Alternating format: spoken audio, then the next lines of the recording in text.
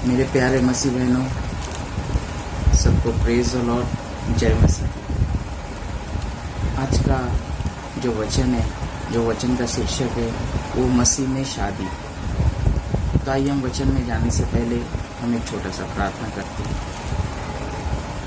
आइए अपने आंखों को बंद करें, अपने स्वरों को झुकाएं। मेरे महान सर्वशक्तिमान परमेश्वर पिता, मैं धन्यवाद देता हूँ तेरे सुंदर वचन के लिए प्रभु जी। जैसा आपने वचन को दिया है मुझे देने के लिए परमेश्वर पिता, इसके लिए मैं आपका धन्यवाद करता हूँ। मेरे मुख का तावल है परमेश्वर पिता, मेरे आत्मा शरीर प्राण का तावल है परमेश्वर पिता। मैं अपनी बुद्धि समझ ज्ञान से नहीं बल्कि पवित्र आत्मा आप मेरी अगुवाई करें इस वचन को देने के लिए प्रभु यीशु के नाम से परमेश्वर पिता मैं प्रार्थना करते। सब मिलके कहेंगे आमीन। वचन मैं देने से पहले आपको एक बात बोलना चाहता हूँ कि ये वचन जो मैं दे रहा हूँ मसीह में शादी, ये वचन किसी को ठेस पहुँचाने के लिए व किसी को दुखी करने के लिए नहीं है, बल्कि ये वचन परमेश्वर ने, पवित्र आत्मा ने जैसे मेरी अगुवाई किया इस वचन को देने के लिए, इसके लिए मैं वचन को दे रहा हूँ। आमीन, हालेलुया। अगर किसी को इस वचन के द्वारा ठेस पहुँचता है तो प्लीज़ मुझे माफ़ करना, मुझे क्षमा करना। आमीन, हालेलुया। आइए हम वचन जो है, हम वचन में जाएंगे और वचन को देखते हैं। आज पूरी जो मसीह में शादी का जो ये टॉपिक जो है, ये पूरी हम लोग बाइबल के अनुसार देखेंगे।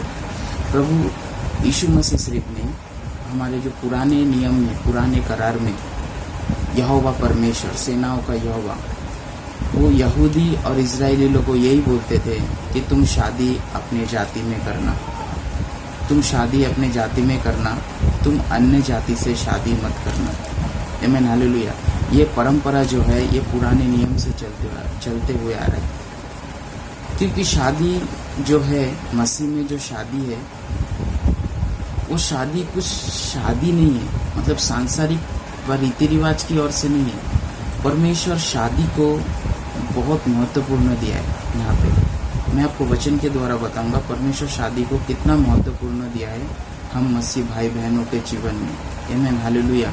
आज का वचन जो है, जो जवान भाई बहन जो शादी के लिए प्रार्थना कर रहे परमेश्वर से, मैं धन्यवाद दूंगा उनका कि वो परमेश्वर से प्रार्थना कर रहे हैं और अच्छा एक मतलब दूल्हा या दुल्हन को वो चाह रहे हैं जो शादी करने के लिए, और वो मसीह में शादी करने के लिए उन्होंने अपने कदम को उठाया। मैं उनके लिए धन्यवाद करूंगा कि परमेश्वर उनको ऐसे धीरज धराए रखे और परमेश्वर सही समय सही वक्त पर उनका अच्छा दूल्हा या दुल्हन के द्वारा वो आशीर्वाद करेगा। आमीन, हालेलुया। परमेश्वर यीशु मसीह भी यही चाहता है कि हम अनबिलीवर से शादी ना करें, हम अन्य जाति से शादी ना करें। आमीन, हालेलुया। क्योंकि प्रभु यीशु मसीह ने भी शादी के बारे में बहुत सारा वचन बाइबल में दिया है। आमीन, हाई हम वचन के द्वारा हम आगे बढ़ेंगे। पहला कुरिन्थियों 6 अध्याय 19 से 20 पढ़ूंगा। आमीन, हालेलुया। पहला कुरिन्थियों 6 अध्याय 19 से 20 वचन। क्या तुम नहीं जानते कि तुम्हारी देह पवित्र आत्मा का मंदिर है जो तुम में बसा हुआ है और तुम्हें परमेश्वर की ओर से मिला है, और तुम अपने नहीं हो क्योंकि दाम देकर मोल लिए गए हो। इसलिए अपनी देह को द्वारा परमेश्वर की महिमा करो। आमीन, हालेलुया। यहाँ पे वचन बोलता है कि क्या तुम नहीं जानते कि तुम्हारी देह पवित्र आत्मा का मंदिर है। देह बोले तो शरीर, जो मसीह भाई बहनों का शरीर है वो परमेश्वर की पवित्र आत्मा का क्या है, मंदिर है। वचन ध्यान से सुनना। जो तुम में वास करता है, कौन वास करता है हम में, हमारे शरीर में पवित्र आत्मा वास करता है। आमीन, हालेलुया।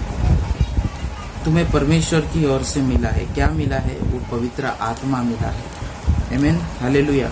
और तुम अपने नहीं हो, मतलब ये शरीर जो है, हम जब मसीह में आ गए हैं, हमने जब बपतिस्मा लिया, बपतिस्मा का मतलब क्या है, प्रभु यीशु मसीह के साथ हम मारे गए, प्रभु यीशु मसीह के साथ हम गाड़े गए और प्रभु यीशु मसीह के साथ हम तीसरे दिन जी उठे। आमीन, हालेलुया। अब मैं अपने आप में मैं नहीं, बल्कि ये शरीर, ये आत्मा शरीर प्राण जो है ये प्रभु यीशु मसीह का है। आमीन, और उसने अपने लहू देकर इसका मूल्य चुकाया है। आमीन, हालेलुया। तो मैं आपको इस वचन इसके लिए मैंने आपको दिया है कि ये शरीर के बारे में मैंने बोला, ये देह, ये शरीर अब तुम्हारा नहीं बल्कि ये मेरा है। कि शरीर में जो है पवित्र आत्मा वास करता है। परमेश्वर इसके लिए ये बात बोलता है क्योंकि शादी जो है, वचन बोलता है शादी जो है, जब एक पति पत्नी शादी करता है तो परमेश्वर का वचन बोलता है, बाइबल बोलता है, अब तुम दो नहीं परंतु एक तन हो। परंतु तो अब तुम दो नहीं एक तन हो, मतलब तन मतलब शरीर। और यहाँ पे शरीर को परमेश्वर ने बोला ये शरीर में मेरा दिया हुआ पवित्र आत्मा वास करता है। आमीन, हालेलुया। आप मसीही हो, आपके शरीर में पवित्र आत्मा वास करता है, आप ज्योति की संतान हो। आमीन, हालेलुया। आप कोई मूर्ति पूजा नहीं करते बल्कि आप परमेश्वर के रास्ते पे चलते हो। आप यीशु मसीह के बुलाए गए, चुने गए और ठहराए गए हो। आमीन, हालेलुया। आप आशीष की संतान हो, आप अब्राहम, इसहाक, याकूब की आशीष की संतान हो यीशु मसीह के नाम से। आमीन, हालेलुया। लेकिन आप जब एक मूर्ति पुजारी, भले ही वो भाई या कोई बहन हो मसीह में, और वो किसी मूर्ति पुजारी, कोई अनबिलीवर से शादी करता है, तो आपका ये पवित्र शरीर, पहले से ही परमेश्वर ने बोला है जब शादी करते हैं, परंतु वो दो नहीं परंतु वो एक तन है, मतलब दोनों एक शरीर, एक मिल जाता है। और आप शरीर को कभी शरीर से अलग नहीं कर सकते। आमीन, हालेलुया। तो इसके लिए परमेश्वर ने परमेश्वर वचन में लिखा है कि ये शरीर में पवित्र आत्मा रहता है। ये शरीर तुम्हारा नहीं बल्कि अब मेरा है। और आप इस शरीर को जब एक अनबिलीवर से शादी करते हो तो आप पवित्र करते हो।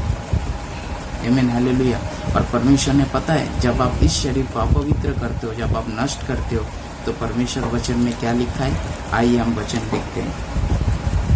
पहला कुरिन्थियों 3 अध्याय 16 से 17 वचन हम पढ़ेंगे। पहला कुरिन्थियों 3 अध्याय 16 से 17 वचन पढ़ेंगे। क्या तुम नहीं जानते कि तुम परमेश्वर का मंदिर हो और परमेश्वर का आत्मा तुम में वास करता है? यदि कोई परमेश्वर के मंदिर को नष्ट करेगा, मतलब परमेश्वर का मंदिर कौन है, हमारा ये शरीर है। यदि कोई परमेश्वर के मंदिर को नष्ट करेगा, मतलब हमारे ये शरीर को नष्ट करेगा, तो उसे परमेश्वर नष्ट करेगा। आमीन। यहाँ पे परमेश्वर साफ साफ वचन में लिखा है, अगर आप इस शरीर को अपवित्र करोगे, नष्ट करोगे, तो परमेश्वर उसका दंड आपको देगा। आमीन, हालेलुया।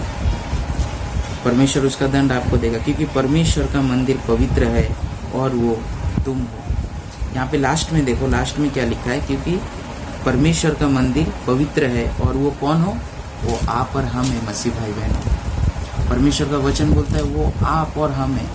इसके लिए हमें अन्य जाति में शादी नहीं करना है, हमें अनबिलीवर से शादी नहीं करना है। आमीन, हालेलुया।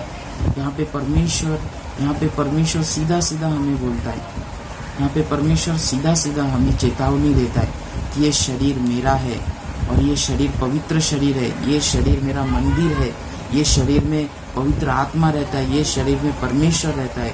और तुम इसी शरीर को एक अनबिलीवर से, एक मूर्ति पूजा करने वाले से, जो दूसरे देवी देवताओं को दंडवत करते हैं, उसकी आराधना करते हैं, और तुम एक पवित्र होके तुम एक अपवित्र के साथ तुम शादी करोगे, तुम अपने शरीर को नष्ट करोगे, तो मैं तुम्हें नहीं छोड़ूंगा, मैं तुम्हें दंड दूंगा, क्योंकि तुमने मेरे शरीर को नष्ट किया है, मेरे मंदिर को नष्ट किया है। आमीन, हालेलुया। तो इसके लिए मेरे मसीह भाई बहनों, आप परमेश्वर में शादी करें, आप मसीह में शादी करें। मैं जानता हूँ शायद वो वक्त आपका नहीं आया रहेगा शादी का, जो परमेश्वर ने आपके लिए ठहराया है, चुना है और आपके लिए जो रखा है। शायद आप प्रार्थना कर रहे काफ़ी सालों से, महीने से, व हफ्ते से, व काफ़ी साल हो गए आपके, आप प्रार्थना करे जा रहे शादी के लिए, लेकिन अभी तक आपका शादी नहीं हुआ है। लेकिन मैं आप वचन के द्वारा मैं आपको ये बोलना चाहता हूँ कि प्लीज़ आप धीरज धरे रहें। जो मसीह को प्रेम करता है सच्चे मन से, सच्चे दिल से, वो यही बोलेगा, ये शादी हुआ तो हुआ, नहीं हुआ तो नहीं हुआ, कोई बात नहीं, लेकिन मैं अनबिलीवर से शादी करके परमेश्वर के शरीर को, परमेश्वर के इस मंदिर को मैं अपवित्र नहीं करूँगा, मैं नष्ट नहीं करूँगा। आमीन, हालेलुया। और परमेश्वर जो है वो दयालु है और परमेश्वर आपकी प्रार्थना जरूर सुनेगा। मैं काफ़ी सारे ऐसे मसीह भाई बहनों को देखा हूँ कि उन्होंने इंतज़ार किया, उन्होंने प्रार्थना किया और वो इंतज़ार किया और सही समय सही वक्त पे परमेश्वर ने उनको जो है एक दूल्हा या दुल्हन के द्वारा आशीर्वाद किया है। आमीन, हालेलुया, प्रेज़ द लॉर्ड। तो हमें धीरज धरना बहुत ज़रूरी है मसीह में, क्योंकि परमेश्वर का वचन बोलता है। आइए हम वचन में जाएंगे। परमेश्वर का वचन क्या बोलता है? दूसरा कुरिन्थियों और छठवां अध्याय, दूसरा कुरिन्थियों छठवां अध्याय 14 से लेके 18 वचन तक हम पढ़ेंगे। आमीन, हालेलुया। इसमें परमेश्वर हमें बिलीवर और अनबिलीवर से मतलब फर्क को बताया है। इसमें विश्वासी और अविश्वासी का फर्क को परमेश्वर ने हमें यहाँ पे बताया है ये वचन में। दूसरा कुरिन्थियों छठवां अध्याय 14 से लेके 18 वचन। आमीन, हालेलुया। आइए मैं आप सभी के लिए पढ़ता हूँ। विश्वासियों के साथ असमान जूते में ना जूतो। किसके साथ? अविश्वासियों के साथ। अविश्वासियों के साथ असमान जुए में ना जूतो, क्योंकि धार्मिकता और अधर्म का क्या मेल। क्योंकि धार्मिकता और अधर्म का क्या मेल। आप धार्मिक हो क्योंकि आप प्रभु यीशु मसीह के खोज करते हो, इसके लिए आप धार्मिक हो। आमीन, हालेलुया। आपने विश्वास किया प्रभु यीशु मसीह के ऊपर, इसके लिए आप धर्मी ठहराए गए हो। जैसा अब्राहम ने परमेश्वर पर विश्वास किया और वो धर्मी ठहराया गया, वैसे ही आपने प्रभु यीशु मसीह पर विश्वास किया और आप धर्मी ठहरे हो। आमीन, हालेलुया। तो धार्मिक आप हो और अधर्म के साथ आपका कोई मेल नहीं है। या ज्योति और अंधकार का क्या संगति। ज्योति और अंधकार का क्या संगति। आप ज्योति की संतान हो। आमीन, हालेलुया। आप ज्योति की संतान हो, आप अंधकार की संतान नहीं हो। हमारा यीशु मसीह ज्योति है। आमीन, हालेलुया। और उसके संतान हम ज्योति के संतान हैं। तो हमें अंधकार जो है वो शैतान का, झूठ का पिता जो है, उसके साथ हमारा कोई मेल नहीं है, अंधकार के साथ में। आमीन, हालेलुया। और मसीह का बलियाल के साथ क्या लगाव। आमीन, हालेलुया। और मसीह का बलियाल के साथ क्या लगाव। आमीन, हालेलुया। मतलब एक मसीही, एक विश्वासी, आमीन, हालेलुया, एक मसीह, एक विश्वासी, उस शैतान के कामों के साथ क्या कोई लगाव नहीं है। आमीन, हालेलुया। या विश्वासी के साथ अविश्वासी का क्या नाता। देखिए यहाँ पे वचन जो यहाँ पे लिखा है 15वें वचन में, या विश्वासी के साथ अविश्वासी का क्या नाता। आमीन, हालेलुया। यहाँ पे वचन फर्क दिखाता है हमें जो मसीह भाई बहनों को कि आप बिलीवर हो और अनबिलीवर में क्या फ़र्क है। और मूर्तियों के साथ परमेश्वर के मंदिर का क्या संबंध। और मूर्तियों के साथ परमेश्वर के मंदिर का क्या संबंध। क्योंकि हम तो जीवित परमेश्वर के मंदिर है। हम तो जीवित परमेश्वर के मंदिर है। हम तो बोले तो मेरे मसीह भाई बहनों, आप और हमारे बारे में बात कर रहे हैं। मैंने पहले वचन में कहा कि ये शरीर परमेश्वर का मंदिर है। ये शरीर में परमेश्वर पवित्र आत्मा वास करता है। आमीन, हालेलुया। तो आप और हम परमेश्वर के, जीवित परमेश्वर के मंदिर हैं। जैसा परमेश्वर ने कहा है, कैसा कहा है? मैं उसमें बसूंगा और उनमें चला फिरा करूंगा। मैं उनमें बसूंगा और मैं उनमें चला फिरा करूंगा। मतलब आप में और मुझ में परमेश्वर जो है वो वास करता है और वो हम जो है चलते फिरते रहेंगे। आमीन, हालेलुया। मतलब आप और हम परमेश्वर के चलते फिरते मंदिर हैं। आमीन, हालेलुया। और मैं उनका परमेश्वर होऊंगा। किसका? मतलब हमारा, हम मसीह भाई बहनों का। परमेश्वर कौन होगा? प्रभु यीशु मसीह। आमीन, हालेलुया। और वो मेरे लोग होंगे और हम लोग परमेश्वर के लोग हैं। आमीन, हालेलुया। इसके लिए प्रभु कहता है उनके बीच में से निकलो और अलग रहो। किसके बीच में से निकलो?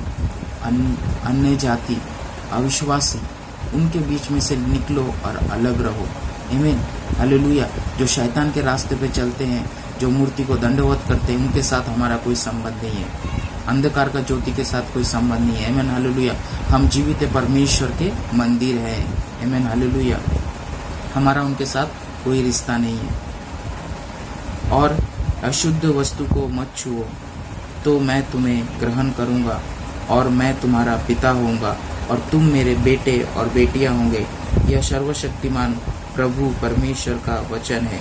अंत में हे प्रिय, जबकि ये प्रतिज्ञाएं हमें मिला है, तो आओ हम अपने आप को शरीर और आत्मा की सर्व मलिनता से शुद्ध करें और परमेश्वर का भय रखते हुए पवित्रता को सिद्ध करें। आमीन, हालेलुया। आपने देखा परमेश्वर विश्वासी और अविश्वासी में क्या फर्क दिखाता है वचन के द्वारा। इसके लिए परमेश्वर हमें मना करता है कि हम अविश्वासी के साथ शादी ना करें। हम अविश्वासी के साथ शादी ना करें। मेरे मसीह भाई बहनों, आप परमेश्वर के लिए बहुत ही मूल्यवान हो। आप परमेश्वर के लिए बहुत ही मूल्यवान हो। वेरी वेरी इंपॉर्टेंट आप परमेश्वर के लिए। आमीन, हालेलुया। इसके लिए परमेश्वर ने आपको बुलाया है, आपके नाम लेकर बुलाया उसके राज्य में। ये पूरे संसार में से परमेश्वर ने आप ही को चुना है। आमीन, हालेलुया। क्योंकि परमेश्वर चाहता है कि वो मेरे शरीर में रहे, इस शरीर का इस्तेमाल करे। आमीन, हालेलुया। और इस शरीर में वो वास करे। आमीन, हालेलुया। और हमें नरक के रास्ते से जाने से वो बचाए, बल्कि अनंत काल का जीवन वो हमें देना चाहता है। वो हर समय यही चाहता है। राजा सुलेमान ने भी यही गलती किया। पुराने नियम में जब दाऊद का बेटा राजा सुलेमान ने भी ऐसे बहुत सारे अन्य जातियों के साथ शादी किया और बाद में वो उनके मूर्तियों को बनाने लगा और वही मूर्ति को दंडवत करने लगा। आमीन, हालेलुया। और वो पाप में गिर गया। वो पाप में गिर गया। इसके लिए पुराने नियम से परमेश्वर अन्य जातियों के साथ शादी करने के लिए परमेश्वर मना किया था यहूदी और इस्राएलियों को। और यहाँ पे जब प्रभु यीशु मसीह नए नियम में हम देखते हैं, वो हम विश्वासियों को, हम मसीहियों को अविश्वासी के साथ में शादी करने के लिए वो मना करता है। आमीन, हालेलुया। पुराने नियम में तो इतने अच्छे तरीके से नहीं बोला है, लेकिन नए नियम में प्रभु यीशु मसीह पूरा खोल के बताया है कि हम कितने इम्पोर्टेंट हैं मसीह में, परमेश्वर के लिए हम कितने प्रिय हैं। परमेश्वर ने हमें चुना है इसके लिए, और हम आखिर में जाके एक शादी के लिए अपना जीवन जो है पूरी तरीके से हम खराब कर देते हैं। मसीह में गवाही को खराब कर देते हैं अनबिलीवर के साथ शादी करके। आमीन, हालेलुया। इसके लिए परमेश्वर यही चाहता है कि आप अन्य जाति के साथ शादी ना करें। आमीन, हालेलुया। आप कभी आशीषित नहीं होंगे अगर आप अन्य जाति के साथ शादी करेंगे। आप अविश्वासी के साथ शादी करेंगे तो आप कभी भी आप आशीषित नहीं होंगे। आमीन, हालेलुया। तो इसके लिए हमें आज ये वचन के द्वारा हमें आज ये सीखने को मिला है, परमेश्वर का ये वचन मिला है कि हम अन्य जाति के साथ शादी ना करें। आज बहुत सारे कलीसिया में, बहुत सारे चर्चों में जो है एक मसीह भाई या मसीह बहन अन्य जाति के साथ शादी करते हैं, लेकिन उन्हें वचन मालूम होते हुए भी वो परमेश्वर के वचन को तोड़ते हैं। लेकिन उन्हें इस बात का पता नहीं है कि उनको एक दिन न्याय देना है, परमेश्वर के सामने एक दिन खड़ा होना है और इसका दंड भी उसे मिलेगा। आमीन, हालेलुया। क्योंकि वचन सीधा सीधा कहता है, जैसा हमने पढ़ा है वचन 1 कुरिन्थियों 3 अध्याय 16 से 17, जो ये मेरा मंदिर है, जो इस मंदिर को नष्ट करेगा मैं उसे नष्ट करूंगा। आमीन, हालेलुया। परमेश्वर सीधा सीधा बोलता है जो मैं उसे नष्ट करूंगा, क्योंकि उसने मेरे मंदिर को अपवित्र किया है। तो इसके लिए आइए हम प्रार्थना करेंगे सभी मिलकर कि जितने भी मसीह भाई बहन हैं जो शादी करना चाहते हैं, वो धीरज को धरे रहें परमेश्वर में, अपनी प्रार्थना निरंतर परमेश्वर के पास रखें, निवेदन और विनती के साथ, नम्र के साथ। परमेश्वर जरूर आपकी प्रार्थना को सुनेगा और हाँ आमीन में उत्तर को देगा। एक अच्छा दूल्हा अच्छे दुल्हन के साथ में आपको आशीर्वाद को देगा। मैं मेरे प्यारे मसीह भाई बहन, तो आइए हम प्रार्थना करेंगे आज के वचन के लिए। आइए अपने आंखों को बंद करें। मैं धन्यवाद करता हूँ मेरे महान सर्वशक्तिमान परमेश्वर पिता, जो आपने मसीह में शादी का जैसा आपने बात किया मेरे परमेश्वर पिता, अपने वचन को देने के लिए मेरी सहायता और मदद किया प्रभु, जिसके लिए मैं धन्यवाद देता हूँ। ये वचन जो है मेरे परमेश्वर पिता हर एक जवान मसीह भाई बहनों के जीवन में बोया जाए। ये 30 गुना नहीं, 60 गुना नहीं, बल्कि 100 गुना फल को लेकर है उनके जीवन में महान कार्य करे परमेश्वर पिता। मैं धन्यवाद करता हूँ प्रभु जी, जैसा परमेश्वर पिता अपने वचन के लिए मेरी सहायता मदद किया प्रभु जी। मैं धन्यवाद करता हूँ मेरे परमेश्वर पिता, आपने मेरे मुख को ताबा लिया प्रभु जी। परमेश्वर पिता मैं घटूं और आप बढ़े मेरे जीवन से प्रभु जी। मैं धन्यवाद करता हूँ ये वचन हर एक जवान भाई बहनों के ऊपर ये लागू हो परमेश्वर पिता, प्रभु यीशु मसीह के नाम से परमेश्वर पिता।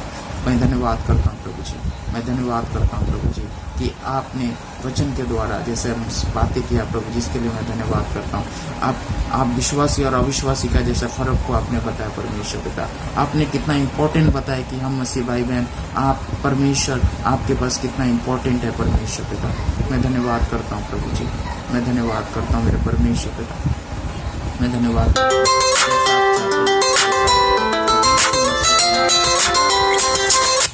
प्रभु यीशु मसीह के नाम से हम ये प्रार्थना करते हैं, आमीन। Thank you. मेरा वचन आज इतना ही था। तो मेरे वचन के मैंने जो वचन दिया इसके ऊपर मनन करना, प्रार्थना करना परमेश्वर से प्लीज़, और परमेश्वर देखना आपके जीवन में महान कार्य करेगा।